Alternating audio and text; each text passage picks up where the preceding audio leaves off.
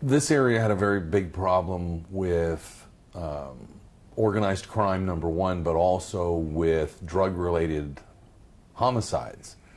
And the two kind of were interconnected, where there was corruption in the courts and the prosecutor's office at the time, and cases were not indicted, cases were dismissed, cases were pled down in homicides. And people were not taken off the streets in the way they might have been today or even before the mid-90s. You had a lot of people that got back out on the streets, committed even more crimes because they were able to pay off the right people.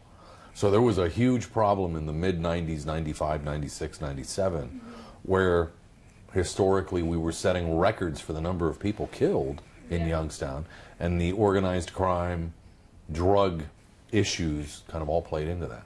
Would you say what was that time as like a reporter? What was it like to try to cover these type of homicides when, you know, there wasn't a lot of answers? It was, I mean, we were more wondering, you know, when does this end? How bad does this get? There weren't any answers, and it was, you know, you just kind of covered them as they were. We weren't investigating them. We were kind of trying to see what luck local police and prosecutors were having in covering them. And I guess at that time, you know, if the prosecutors are working with the bad guys, so to speak, it's hard to catch the bad guys when they're doing something wrong. So it was a lot organized with people.